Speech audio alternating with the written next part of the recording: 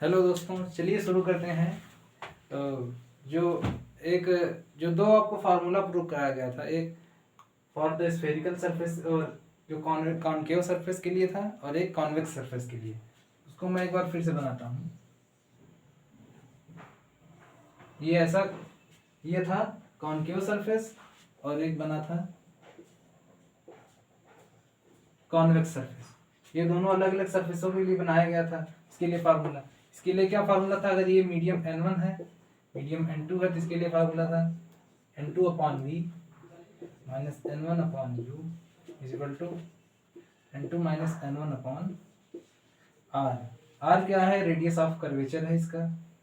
v है position of the image, u है position of the object, n2 क्या है? Refractive index of the medium of the glass, n1 क्या है? Refractive index of the other medium जिसमें ये रखा गया है ग्लास। और इसके लिए फार्मूला क्या है?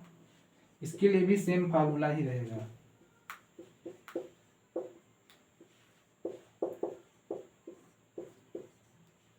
ये दोनों फार्मूले सेम होंगे। कल एक इक्वेशन में थोड़ा सा गलती हो गई थी, मतलब इक्वेशन की वैल्यू पुट करने में, जिसकी वजह से फार्मूला इसका दूसरा आ गया था, लेकिन दोनों फार्मूले सेम ही होते हैं। ठीक है, चलिए हम आगे बात करते हैं। ये फार्मूला ध्यान में रखना होगा।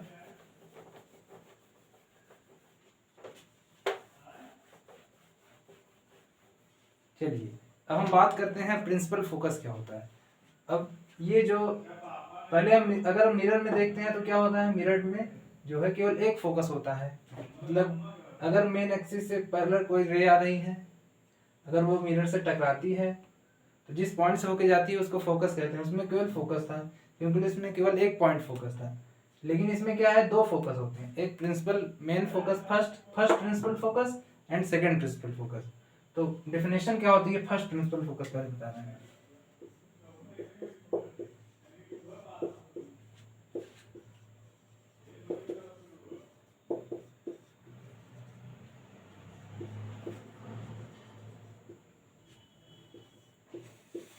फर्स्ट प्रिंसिपल फोकस क्या होता है? फर्स्ट प्रिंसिपल फोकस एक ऐसा पॉइंट होता है फॉर द कॉनकेव सरफेस के लिए। एक ऐसा पॉइंट होता है जिस पॉइंट से अगर कोई रे जाती है तो वो रिफ्रैक्शन के बाद जो मेन एक्सिस है उसके पैरेलल हो जाती है। एंड द फॉर कॉन एक साथ ही दोनों की डिफिनेशन होगी दोनों के लिए। और फॉर कॉन्वेक्स सरफेस क्या होगा? इसके लिए मतलब रे जो है एक ऐसा पॉइंट होता है कॉन्वेक्स सरफेस में, इमेजिनरी पॉइंट होता है जहां पे मतलब रे जाती हुई प्रतीत होती है जिस पॉइंट पे, और वो रिफ्रैक्शन के पश्चात मेन एक्सिस के पैरेलल हो जाती है। देखिए कैसे।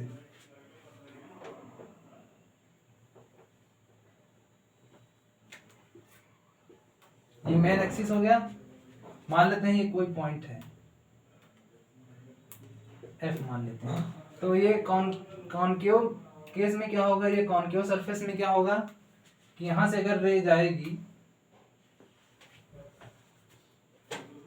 अगर ये फोकस होगा फर्स्ट प्रिंसिपल फोकस, क्या होगा? रिफ्रैक्शन के बाद ये जो रे है मेन एक्सिस के पैरेलल हो जाएंगे। ये हो गया फॉर द कॉनकेव सरफेस। और वही फोकस जो कॉन्वेक्स केस में क्या होता है?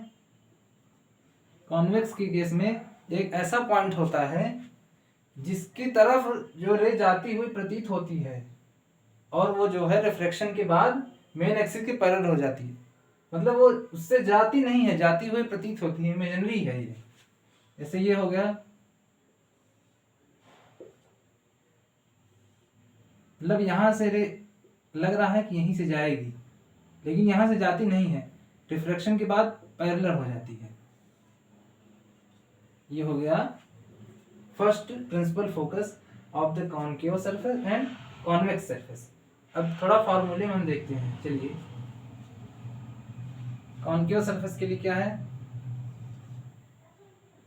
n2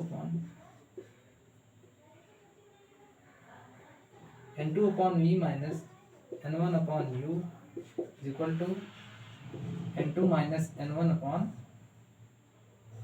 r। ये हो गया। तो हम क्या कर रहे हैं कि यहाँ पे देखिए, ये जो f है इसको हम ऑब्जेक्ट की तरह लेंगे। यहाँ पे देखिए ये ऑब्जेक्ट है। अगर ऑब्जेक्ट और ये इमेज के केस में देखते हैं तो ये जो f है वो u है, u की जगह में f को रखेंगे। और यहाँ पे देखिए इमेज कहाँ बन रहा है, इमेज बहुत दूर मतलब इनफाइनाइट पे इमेज बन रहा है, तो v की जगह में इनफाइनाइट रखेंगे। और अगर हम ये तो हम n2 n1 अलग अलग मीडियम के लिए ले रहे हैं, अगर हम मानते हैं कि केवल एक मीडियम है ये एयर है, तो n2 की जगह में हम n इसको मीडियम मान लेते हैं n है, और ये मान लेते हैं ये एयर है। तब क्या हो जाएगा, तब ये हो जाएगा कि n1 की जगह में 1 हो जाएगा और n2 की जगह में n हो जाएगा। ये है जो n2 है वो दूसरे मीडियम का होता है, n1 पहले मीडियम का, तो पहला मीडियम एयर है, तो n upon V minus 1 upon U is equal to n minus 1 upon R. अब यहाँ पे देखिए जो इमेज है, ऑब्जेक्ट है, वो फोकस पे है, तो u is equal to F लिखते हैं माइनस एफ,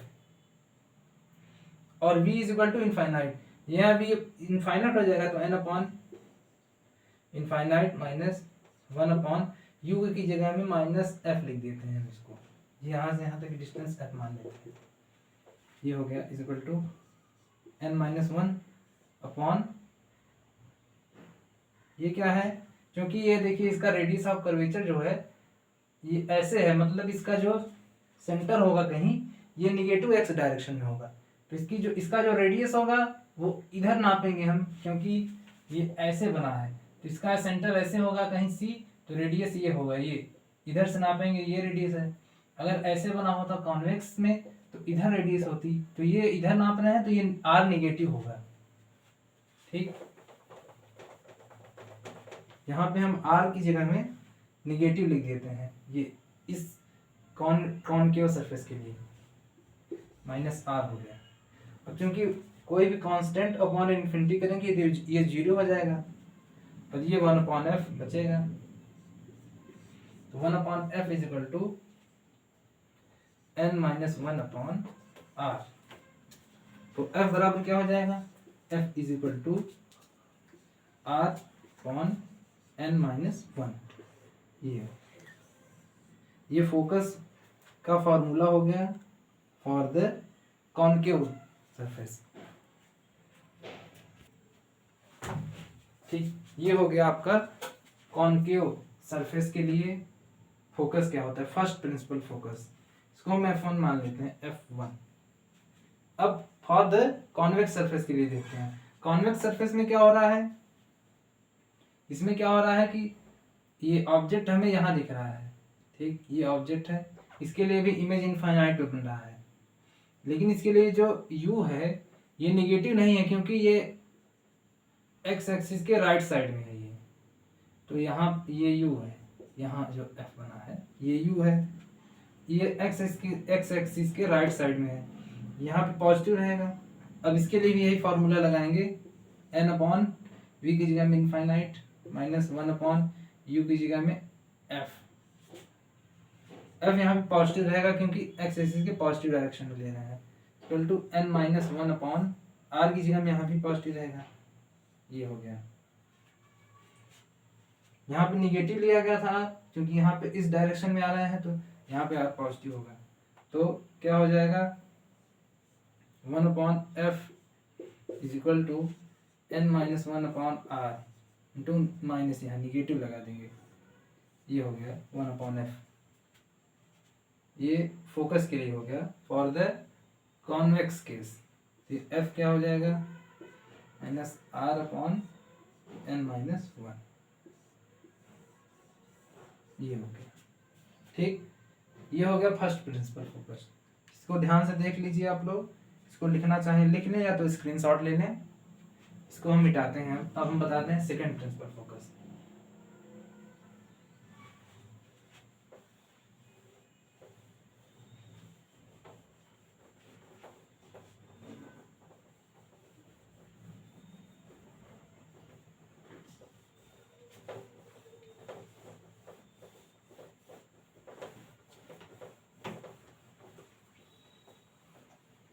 अब देखिए सेकंड प्रिंसिपल फोकस क्या होता है।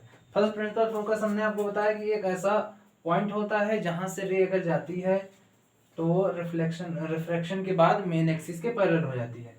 अब सेकंड प्रिंसिपल फोकस क्या होगा, सेकंड प्रिंसिपल फोकस ऐसा पॉइंट होता है, फॉर द कॉनकेव केस में हम देखेंगे कि अगर मेन एक्सिस से के पैरेलल अगर कोई रे आ रही है तो वो रिफ्रैक्शन के पश्चात जिस पॉइंट से होके जाती है वो होता है आपका सेकंड प्रिंसिपल फोकस। देखिए कैसे, फिर से बनाते हैं इसको।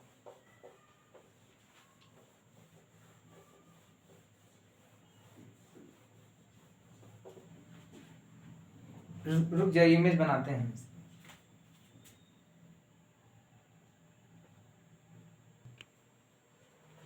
ठीक है, चलिए ये क्या अभी क्या आपने आपको बताया फर्स्ट प्रिंसिपल फोकस, अब हम आपको बताएंगे second principal focus.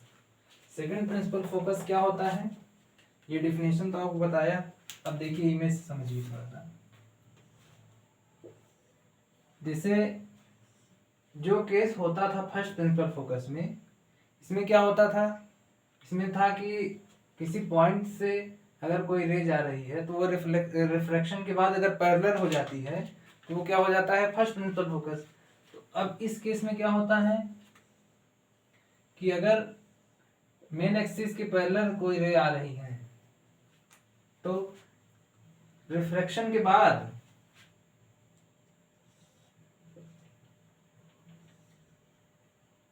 In the case of concave surface, ये जिस पॉइंट से होके जाती हुई प्रतीत होती है, मतलब अगर इस दोनों हम रे को पीछे मुड़ाए हैं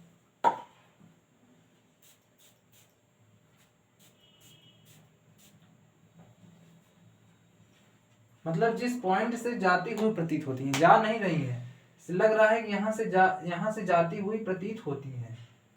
एग्जैक्टली ये नहीं हो रहा, देखिए यहाँ से रे तो यहाँ जा रही है, लेकिन अगर हम इसको पीछे घुमा रहे हैं तो ये पॉइंट आ रहा है हमारा, यहाँ से जाती हुई प्रतीत होती है। तो ये पॉइंट क्या हो गया आपका सेकंड प्रिंसिपल फोकस। अब कॉन्वेक्स के केस में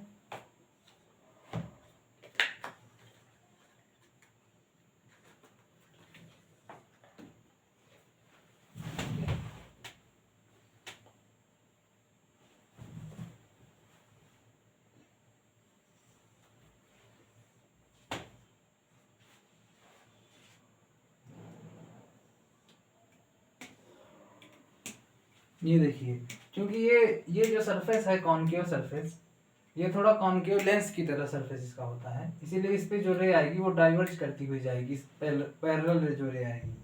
तो ये थोड़ा सा कॉन्वेक्स लेंस की तरह इसका सरफेस है ये एक साइड। तो इसमें क्या हो रहा है, यहाँ से रे आ रही है और रिफ्लेक्शन के बाद ये जिस पॉइंट पे कंसंट्रेट हो जा रही है वो होता है इसका सेकेंड प्रिंसिपल फोकस।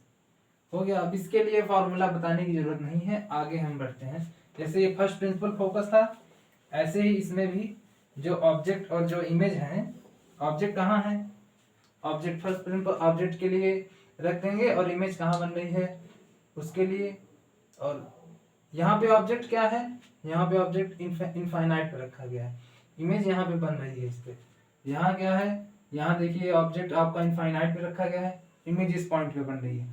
तो जो v और u जो था उसकी पोजीशन बदल देंगे तो इसके लिए फॉर्मूला आ जाएगा।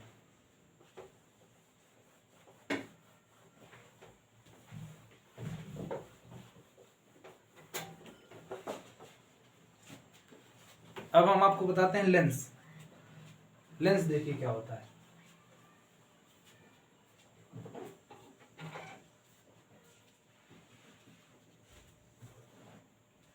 दो स्फेरिकल सरफेस लेते हैं, तो ये देखिए आपस में जब दोनों इंटरसेक्ट करते हैं तो ये जो बीच वाला भाग होता है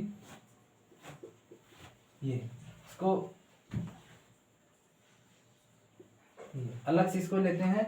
तो ये एक मतलब ट्रांसपेरेंट मीडियम ही होता है, ट्रांसपेरेंट मीडियम का एक टुकड़ा लेते हैं इस दो स्फेरिकल सरफेस के, तो इसको हम कहते हैं कॉन्वेक्स लेंस। और अगर कोई बहुत बड़ा ट्रांसपेरेंट मीडियम है, उससे अगर हम ऐसे दो स्फेयर निकाल दें ऐसे कुछ इस तरह से, तो ये जो बीच वाला जो सरफेस हो गया ये क्या है, इसको ऐसे ऐसे सेट कर देते हैं, ये क्या है कॉनकेव लेंस। मतलब कॉन्वेक्स लेंस अगर हम इसको ऐसा बताएं सीधे में कि ये जो दो ट्रांसपेरेंट मीडियम, मतलब एक ऐसा मीडियम होता है, ट्रांसपेरेंट मीडियम का एक ऐसा टुकड़ा होता है जो कि लाइट को अपने पास से गुजरने देता है, मतलब इससे लाइट आएगी तो इससे होके निकल जाएगी, ये होता है लेंस। ठीक, और ये भी होता है, इसमें क्या होता, अब दोनों अगर हम और इसको अच्छे से समझें, अगर इसकी हम कन्वर्जिंग और डाइवर्जिंग प्रॉपर्टीज देखते हैं तो जो कॉन्वेक्स लेंस होता है वो क्या करता है, अगर कोई रे आ रही है तो उसको ऐसे मोड़ देता है, मतलब ये प्रिंसिपल एक्सिस है उसकी तरफ मोड़ देता है। अगर इधर से कोई रे आ रही है तो ऐसे मोड़ देगा, यहाँ से आ रही है तो ऐसे जाएगी, यहाँ से आ रही है तो ऐसे। इसका ठीक अपोजिट कॉनकेव लेंस में होता है। इसमें क्या होता है, इसमें कोई रे आती है अगर, तो ये रे जो है प्रिंसिपल एक्सिस की तरफ न मुड़ के ये इससे दूर भाग जाती है ऐसे।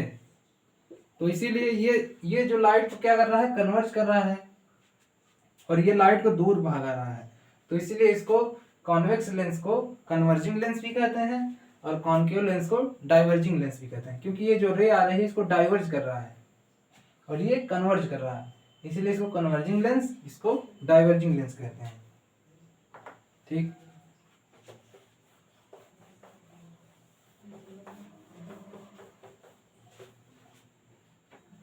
हम आपको बताते हैं कन्वर्जिंग प्रोसेस कैसे होता है। कन्वर्जिंग प्रोसेस, जो कन्वर्जिंग लेंस है, जो कॉन्वेक्स लेंस है, उसका कन्वर्जिंग प्रोसेस देखिए कैसे होता है। जो कन्वर्जिंग लेंस है, अगर उसको हम ये माने कि ये जो लेंस बना है वो प्रिज्म जो होते हैं, प्रिज्म के छोटे छोटे टुकड़ों से मिलकर बना है। जैसे देखिए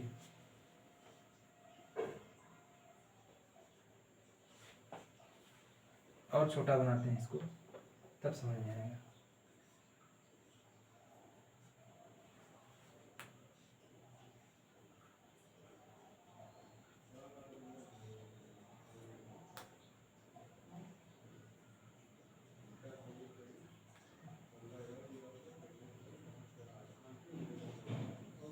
ये देखिए यहाँ पे मैंने क्या किया है, ये ऊपर वाला तो एक छोटा सा प्रिज्म है, दूसरा वाला क्या है, प्रिज्म तो एक बड़ा प्रिज्म का ऊपर से काट दिए, यहाँ से ऊपर का ये जो है इतना काट दिए है, ये इसको जोड़ दिए है, ऐसे करके ये तीसरा प्रिज्म है। फिर अब इस प्रिज्म के बाद ये तीसरा नंबर, इसके बाद फिर उल्टा प्रिज्म जोड़े हैं, ये देखिए। तो यहाँ से जो प्रिज्म जैसी प्रक्रिया करता है, मतलब प्रिज्म लाइट के साथ जो बिहेव करता है, उसी के बिहेवियर से हम लेंस का बिहेवियर समझेंगे क्या होता है। देखिए प्रिज्म क्या करता है लाइट को, प्रिज्म ये हो गया, कोई लाइट यहाँ पे आती है तो ये ऐसे निकल जाती है, मतलब यहाँ से लाइट आई, ये इतना मोड़ देता है। ठीक, तो ऐसे ही हम इसको भी समझेंगे। तो इसमें क्या हो रहा है, ये देखिए, ये ऊपर वाला ये एक प्रिज्म है छोटा सा, तो लाइट यहाँ पे आएगी, तो जैसे प्रिज्म ने किया था, ये यहाँ से ऐसे गुजरेगी और ऐसे निकल जाएगी। ये दूसरा वाला प्रिज्म भी यही करेगा, ये लाइट यहाँ गुजरेगी फिर ऐसे निकल जाएगी। ठीक, ये वाला प्रिज्म भी लाइट को गुजारेगा, क्योंकि ये जो अगर हम ऊपर से थोड़ा सा इसको ये प्रोसेस करते हैं तो ज़्यादा डेविएशन होगा, अगर नीचे से करेंगे तो डेविएशन कम होता जाएगा। ये प्रिज्म का जो नीचे वाला टुकड़ा है, यहाँ से लाइट आ रही है, तो ये मान लेते हैं ऐसे सीधे निकल जाएगी, इसमें कोई डेविएशन नहीं होगा। अब यहाँ इस तीसरे वाले टुकड़े के बाद हम क्या कर रहे हैं, टुकड़े को उलट दे रहे हैं। यहाँ पे देखिए टुकड़ा उल्टा है, इसको पलट देंगे। अगर इसको पलट देंगे प्रिज्म को, तो प्रिज्म जब ऐसा होगा तब इस पे जो लाइट पड़ेगी उल्टे प्रिज्म पे, तो ये क्या करेगा, ये ऐसे करेगा, मतलब अब इस डायरेक्शन नहीं, ये इस डायरेक्शन, मतलब पहले जो डायरेक्शन था उसका अपोजिट करेगा। मतलब ये प्रिज्म उल्टा है, तो यहाँ पे जो लाइट आएगी, यहाँ से देखिए ये ऐसे आएगी, यहाँ पे जो आएगी ऐसे हो जाएगी। ये हो गया कन्वर्जिंग प्रोसेस। मतलब इसको हमने बताया है कि ये कैसे कोई लेंस जो है वो लाइट को कैसे मोड़ता है, क्योंकि लेंस जो है प्रिज्म से मान लेते हैं बना होता है, ऐसे प्रिज्म को मान के समझेंगे तो हमें समझ में आएगा कि कन्वर्जिंग प्रोसेस कैसे होता है। अब डाइवर्जिंग प्रोसेस बताते हैं।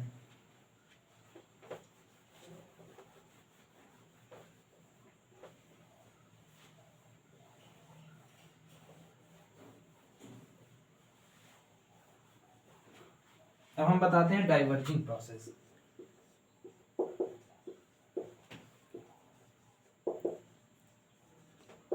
डाइवर्जिंग प्रोसेस किस लेंस में होता है? कॉनकेव लेंस में। तो ये कॉनकेव लेंस हो गया, तो इसको हम प्रिज्म के फॉर्म में इसको भी बनाते हैं। कॉनकेव लेंस कैसे बनेगा? प्रिज्म को उल्टा करके बनाएंगे इसे, ऐसे ऐसे ऐसे ऐसे, फिर ऐसे, फिर ऐसे, ये हो गया। कुछ इस साइड इस प्रकार से बनता है ना, ये डाइवर्जिंग लेंस मतलब कॉनकेव लेंस होता है। तो इसमें क्या होता है, फिर प्रिज्म का बिहेवियर इस्तेमाल करेंगे। इसमें क्या हो रहा है, इसमें जो है अगर लाइट आती है तो ये प्रिज्म का जो लाइट जो जब भी आती है प्रिज्म से, तो वो लाइट क्या होती है, प्रिज्म के बेस की तरफ मुड़ जाती है। ये बेस होता है तो ये बेस की तरफ झुक जाती है। यहाँ पे देखिए जो प्रिज्म बना है इसका बेस ये है, ये बेस है। यहाँ से जो लाइट आएगी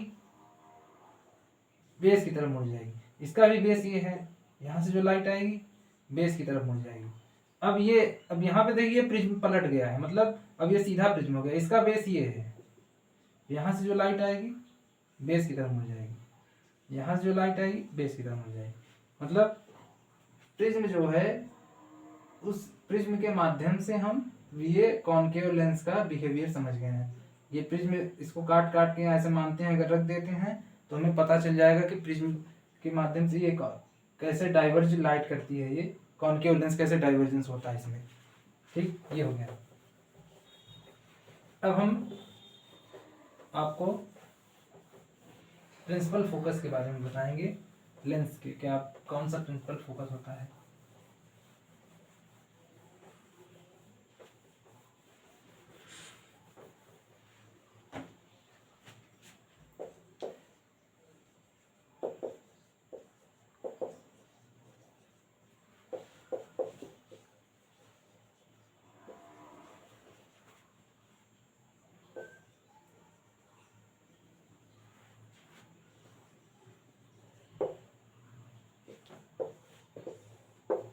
कॉन्वेक्स लेंस का प्रिंसिपल फोकस देखिए। अभी हमने आपको स्फेरिकल सरफेस जो कॉनकेव और कॉन्वेक्स बताया था, अब ये लेंस है, उन्हीं स्फेरिकल सरफेस से मिलकर ये भी बना है। लेकिन अब हम क्योंकि लेंस को हमको पढ़ना है बहुत डीप से, तो लेंस के बारे में बताते हैं आपको। ये है कॉन्वेक्स लेंस। ठीक, जैसे उसमें समझा था ठीक उसी प्रकार से इसमें भी समझना है। तो कॉन्वेक्स लेंस है, ठीक, ये प्रिंसिपल फोकस हो गया। ये इसका पोल होता है या ऑप्टिक सेंटर इसको कहते हैं, ओ। यहाँ पे हम जो है जितने भी लेंस का जो हम यहाँ पे स्टडी करेंगे वो सब थिन लेंस होते हैं, कोई भी थिक लेंस नहीं होगा, मतलब उसकी कोई भी मोटाई नहीं ली जाएगी। टी की वैल्यू यहाँ पे 0 हो जाएगी, लेते ही नहीं है टी को हम। तो यहाँ पे क्या होगा, अब हम बताते हैं फर्स्ट प्रिंसिपल फोकस क्या होता है। जैसे उस केस में हुआ था, ये पॉइंट, मतलब जिस पॉइंट से कोई रे चलती है और इसके मतलब रिफ्रैक्शन के बाद मेन एक्सिस के पैरेलल हो जाती है, उस पॉइंट को हम फर्स्ट प्रिंसिपल फोकस कहते हैं। पहला principal focus, first principal focus. और ये कॉनकेव लेंस हो गया, इसको भी बना देते हैं साथ में। इसमें क्या होता है कि जिस पॉइंट की तरफ कोई रे आ रही है, मतलब अगर ये रे कोई आ रही है, अगर किसी पॉइंट की तरफ आ रही है और वो रिफ्रैक्शन के बाद मेन एक्सिस के पैरेलल हो जाए, तो उस पॉइंट को हम first principal focus in the case of concave lens कहेंगे। ये कॉन्वेक्स लेंस, ये इस केस में ये होता है और इस केस में ये होता है। ठीक, ये दोनों अलग अलग केस हैं इसके लिए। और अगर हमें वो वाला फॉर्मूला हमें पता ही है सरफेस, जो स्फेरिकल सरफेस के लिए, कि n/v minus 1/u is equal to n minus 1/r। r यहाँ पे क्या लेना पड़ेगा, यहाँ दो सरफेस है शायद, इसीलिए ये फार्मूला इसमें हम लगा नहीं सकते, लेकिन ये फार्मूला आपको याद रखना है, ये बहुत ही इंपॉर्टेंट फार्मूला है।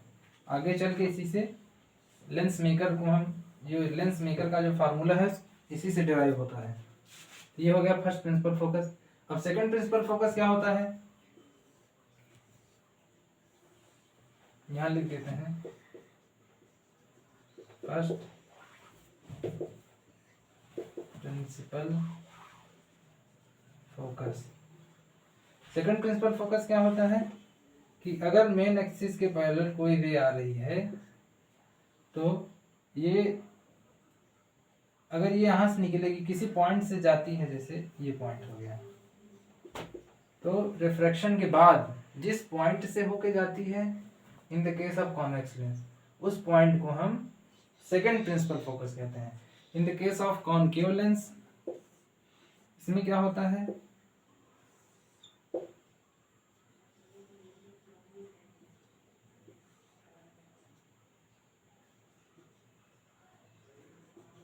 इसमें फिर वही केस की जिस पॉइंट से, मतलब मेन एक्सिस के पैरेलल होके आने वाली रे जिस पॉइंट से होके जाएगी, मतलब जिस पॉइंट से जाती हुई प्रतीत होती है, यहाँ जो रे आएगी ये तो ऐसे निकल जाएगी, ये भी ऐसे निकल जाएगी, लेकिन इसको पीछे अगर ले जाएंगे पॉइंट, तो ये पॉइंट जो है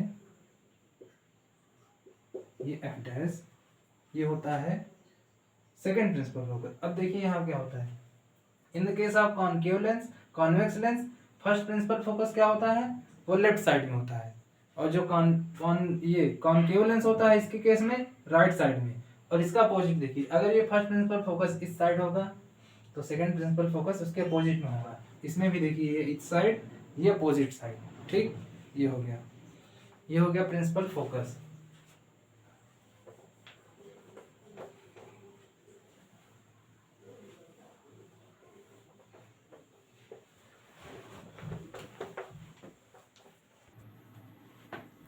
ठीक, ये हो गया first principal focus and second principal focus of the convex lens and concave lens. अब हम आपको बताते हैं कुछ, जैसे ये तो फोकस हो गया। अब हम आपको बताते हैं पावर क्या होता है, लेंस का पावर जो P होता है,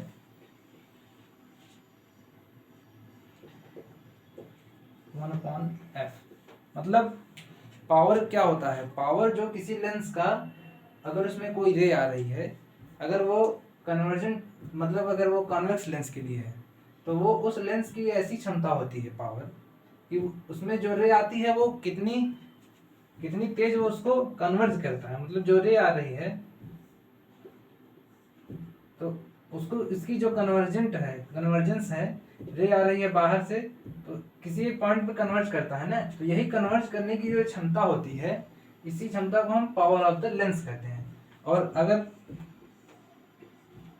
कॉनकेव लेंस में देखेंगे तो इसमें क्या होता है, ये डाइवर्ज करने की क्षमता होती है इसमें, पावर ये इधर जाता है लेंस ऐसे, तो इसमें डाइवर्ज करने की क्षमता होती है। अगर कन्वर्ज करेंगे तो ये और ज़्यादा पावर होगा, डाइवर्ट करेंगे तो इसमें पावर तो होगा, लेकिन इसके लिए ये निगेटिव पावर होता है, क्योंकि इसके लिए जो फोकस होता है वो निगेटिव होता है। तो इसलिए, और अगर हम जनरल केस में देखेंगे तो P = 1/f इन मीटर होता है, ये मीटर में लिखते हैं पावर को, ये होगा।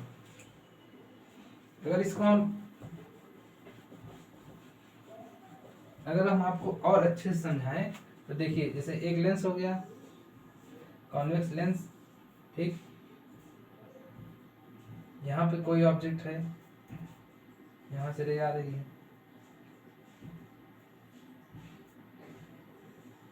ये मुड़ गई यहाँ पे, ठीक, इसकी पावर निकालनी हो तो हम ये डेल्टा देखते हैं, मतलब ये अपने पाथ से कितना हट रहा है। ये जो डेल्टा होता है ये अगर डेल्टा होगा तो ये भी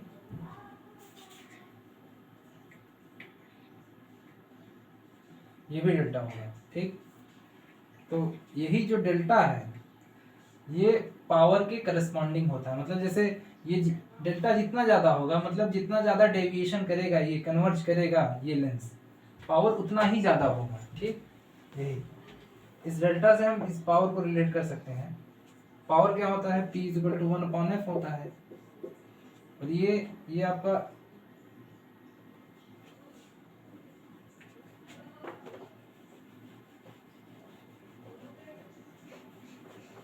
ठीक, ये पावर बता दिया है।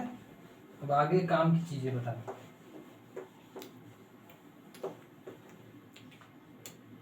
अब हम बताएंगे आपको रिफ्रैक्शन बाई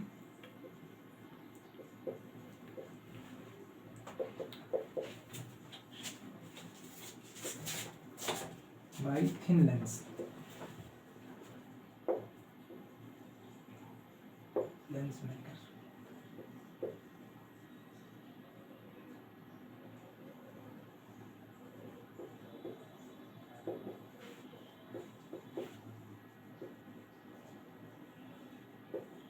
अब हम आपको रिफ्लेक्शन बाय थिन लेंस, मतलब कोई थिन लेंस है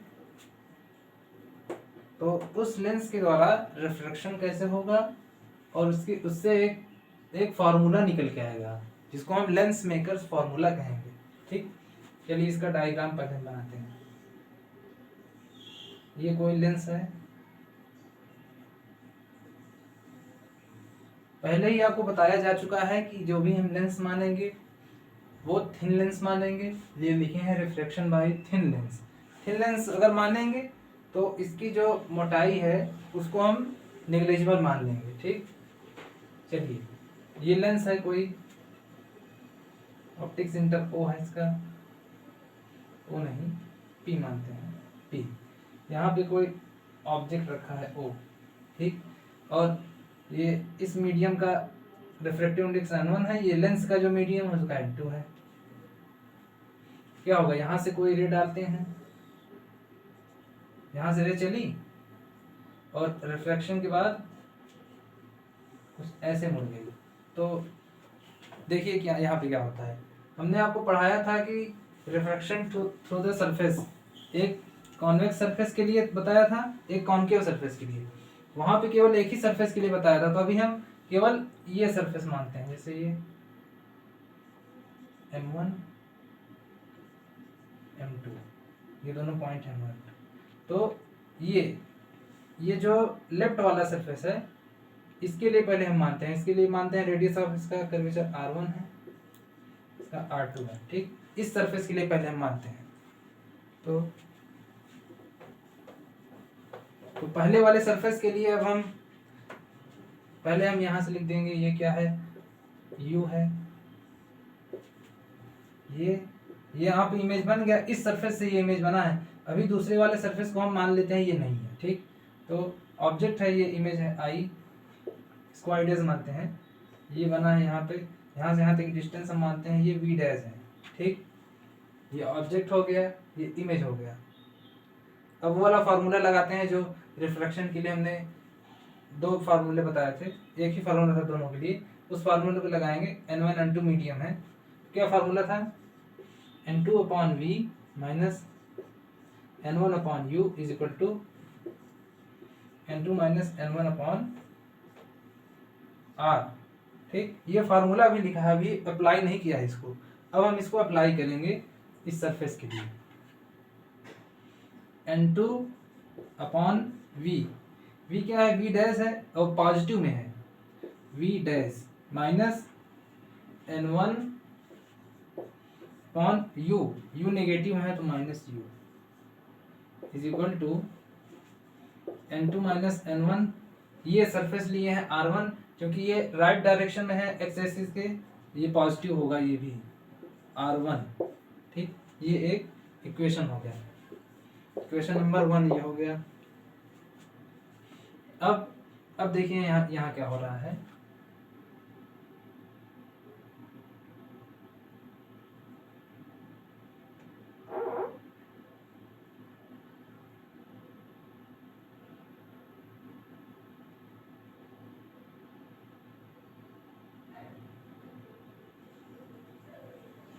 यहाँ पे देखिए अब ये वाला सरफेस ले रहे हैं, तो जब ये वाला सरफेस लेंगे R2 वाला सरफेस, तो इसके लिए क्या होगा, ये जो सरफेस है उसके लिए इस सरफेस द्वारा बनाई गई जो इमेज है इसके लिए ये ऑब्जेक्ट का काम करेगी।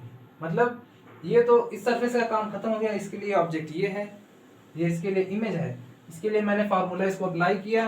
अब R2 वाले सरफेस को अगर हम देखेंगे तो इसके लिए इमेज आई डैश, ये जो आई डैश इमेज है ये इस सरफेस के लिए ऑब्जेक्ट का काम कर रही है, और इसके लिए फिर से अपना इमेज बनाता है एक आई, और इसकी पोजीशन यहाँ से हम V मानते हैं, ये V है, ये यहाँ तक का पोजीशन। ठीक, तो अब इस सरफेस के लिए हम एक और फार्मूला, यही वाला फार्मूला फिर से लगाते हैं। ये इक्वेशन नंबर 1 हो गया। अब इसके लिए यहाँ पे देखिए क्या हो रहा है, यहाँ पे n2 upon v dash minus n1 upon u is equal to n2 minus n1 upon r था। यहाँ पे क्या हो रहा है, लाइट इस मीडियम से, मतलब पहले यहाँ से n1 से n2 में जा रही थी, अब क्या हो रहा है n2 से n1, ये फिर सेम मीडियम ये भी है, ये एयर में कोई भी एक मीडियम है उसी में लेंस रखे हैं, n2 से n1 में आ रही है।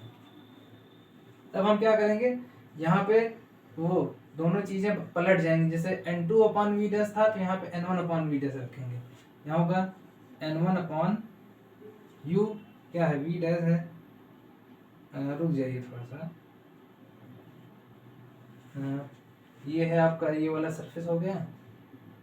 ठीक, तो फिर से उसी सरफेस में आ रहा है, और हाँ ठीक, यही फिर से रख लगाएंगे हम, तो क्या होगा n2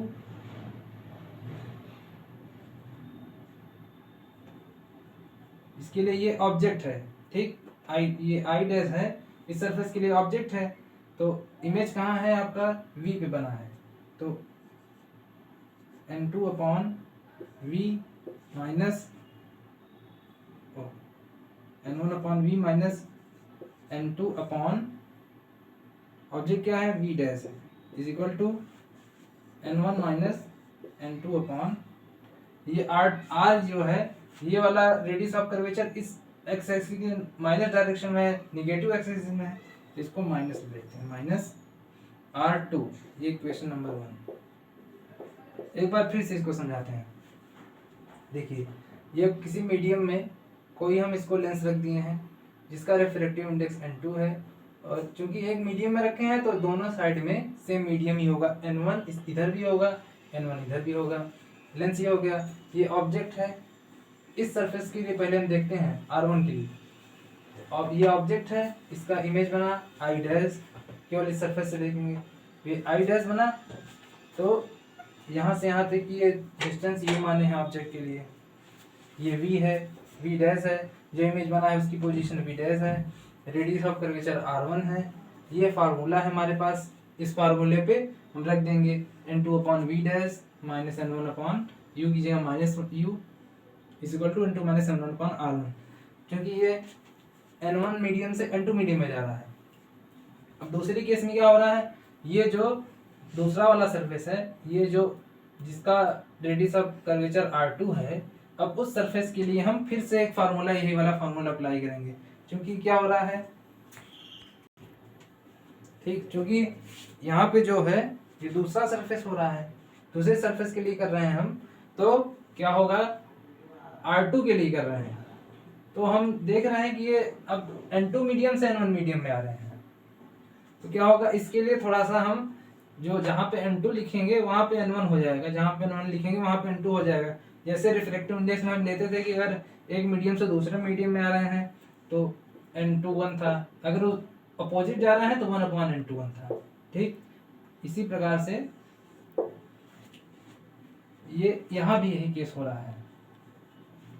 तब क्या होगा, n1 अपॉन v क्या है, यहाँ पे v क्या है, v है, v को v ही माने हैं, क्योंकि ये फाइनल इमेज यहाँ बन रही है आई पे, ये सरफेस इमेज को यहाँ फिर से बना दे रहा है, और n2 अपॉन u क्या है, v डैश है।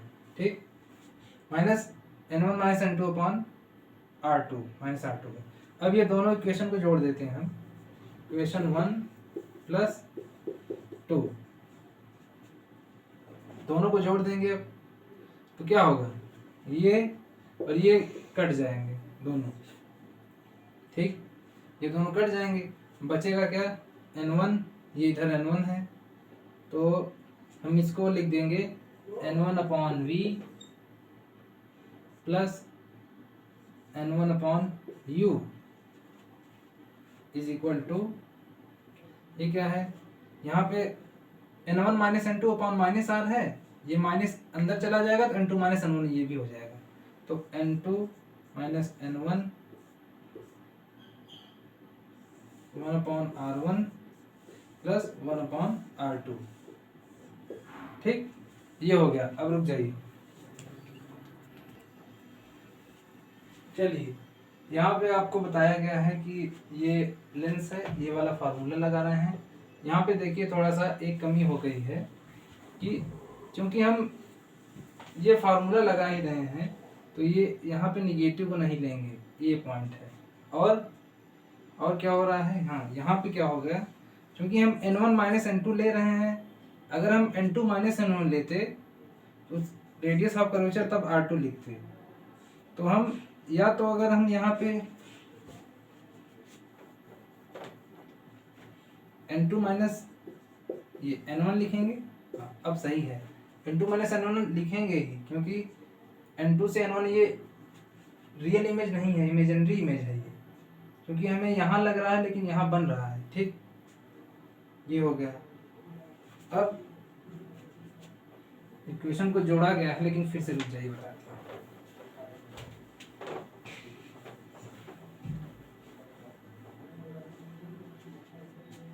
ये दोनों तो कैंसिल हो जाएंगे, अब ये N1/V, ये क्या हो जाएगा, N1/V minus N1/U is equal to, यहाँ पे क्या हो जाएगा, N2 माइनस N1, यहाँ भी है N2 माइनस N1, ये कॉमन हो जाएगा N2 minus N1 1/R1 minus 1/R2, ये हो गया। तो अब यहाँ भी N1 है, यहाँ भी N1 है, तो दोनों साइड से N1 को अब लेफ्ट साइड में भेज देंगे,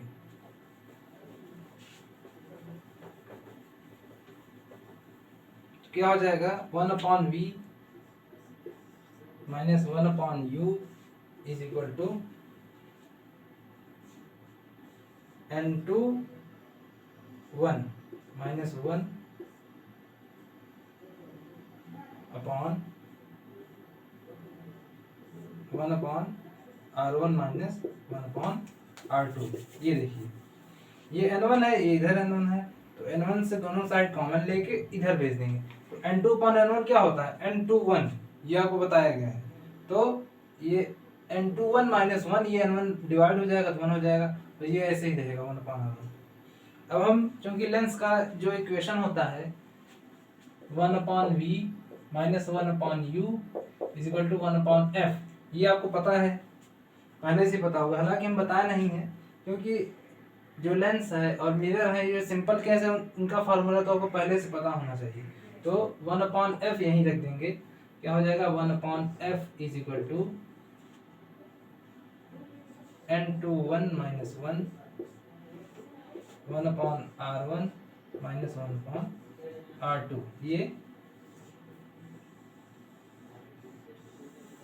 ये हो गया आपका लेंस मेकर का फार्मूला।